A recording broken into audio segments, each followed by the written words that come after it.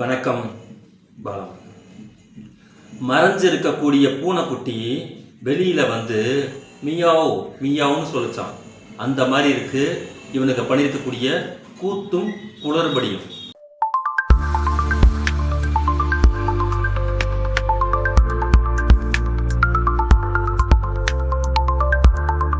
SIR அப்படிங்கிற ஒரு விஷயத்தை இந்தியா முழுக்க கொண்டுட்டு வந்து இங்க இருக்கக்கூடிய மக்களை அச்சமூட்டும் விதமாக நீ இந்தியன் நிருபி அப்படின்னு சொல்லக்கூடிய கேடுகட்ட வேலையை இந்த தனக்கு சம்பந்தம் இல்லாத இந்த தேர்தல் ஆணையம் தொடர்ச்சியா செஞ்சுக்கிட்டு வருது.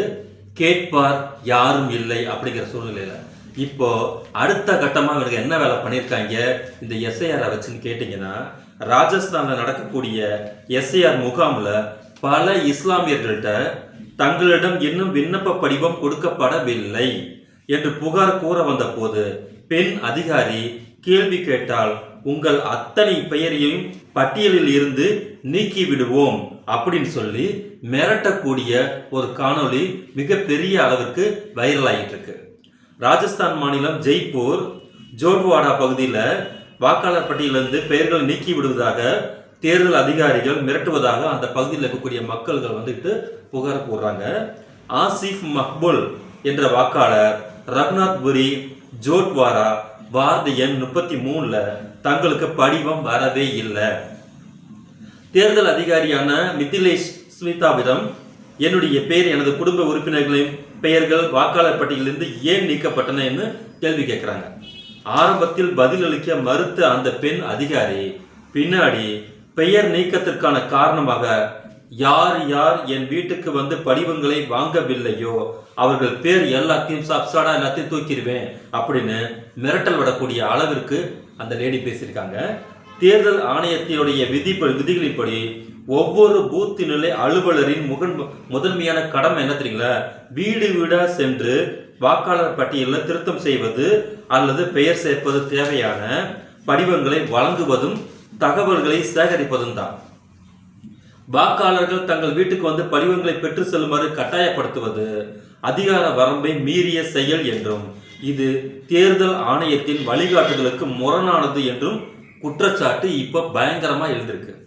வாக்காளர்கள் பெயர் நீக்கப்பட்டதுக்கான சரியான காரணத்தை கூறாமல் முரணான பதிலை கூறிய அதிகாரி மீது தேர்தல் ஆணையம் உரிய நடவடிக்கை எடுக்க வேண்டும் என்று கோரிக்கையும் அந்த பகுதியிலிருந்து மிகப்பெரிய அளவுக்கு வளர்த்துக்கிட்டு வருது.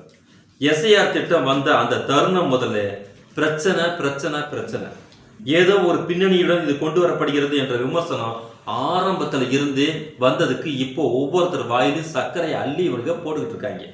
எஸ்ஐஆர் திட்டம் வந்த அந்த இது தருணம் முதல்ல பிரச்சனை வெடித்துக்கிழமை எல்லாத்துக்கும் தெரிஞ்சதுதான்.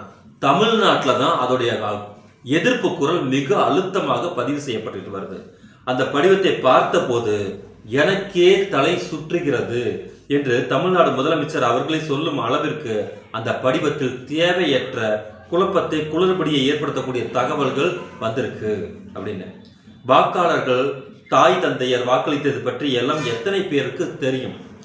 உறவினர்கள் என்று கேட்கப்படுகிறது, அதுல தெளிவே இல்லை.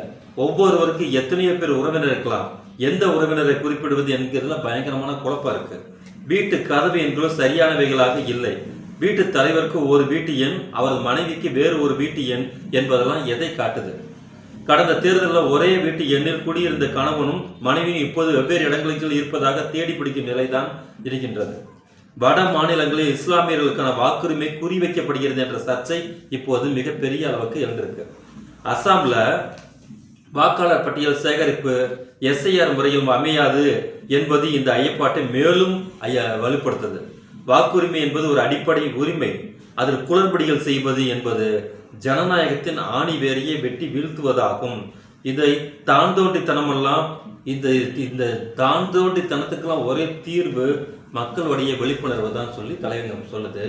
ஆனா இவ்வளோ பெரிய பிரச்சனை, நாலொரு பிரச்சனை, பொழுது பிரச்சனை வந்துட்டு இருக்கும்போது எதுக்குமே பதில் சொல்லாம அத்தனையும் கமுக்கமா அப்படி கடந்து போயிட்டு கிடக்கிறது எல்லாம் கிடக்கட்டும், கிளவியை தூக்கி மனையில வைன மூர்க்கத்தனமாக அவர்கள் செய்யக்கூடிய தொடர்ச்சியான வேலையை செய்து கொண்டே இருக்கிறார்கள். காரணம், எந்த இடத்துக்கு நீ போவியோ அந்த இடத்துக்கு பூட்ட பெரிய அளவுக்கு பூட்டி சட்டத்தை இவர்கள் ஏற்றி வைத்திருப்பது தான். நீதிமன்றத்துக்கு போய் இதை வந்துட்டு தீர்வு காண முடியாத அளவுக்கு இந்த பாசிச கும்பல் வந்துட்டு மிகப்பெரிய சட்டத்தை ஏற்றிருக்காங்க. வானலாப அதிகாரத்தை இந்த தேர்தல் ஆணையருக்கு வழங்கினதுக்கு பிறகு நாம் எல்லாம் ஒன்று கூடி அந்த அதிகார அமைப்பை கேள்வி கேட்கக்கூடிய ஒற்றுமை சிந்தனை தான் இது எல்லாத்துக்குமான தீர்வாக இருக்கும். நீதிமன்றங்களை விட நீதிமன்றங்கள் மக்கள் மன்றங்கள் தான் இதற்கு நிரந்தர தீர்வை ஏற்படுத்தும்.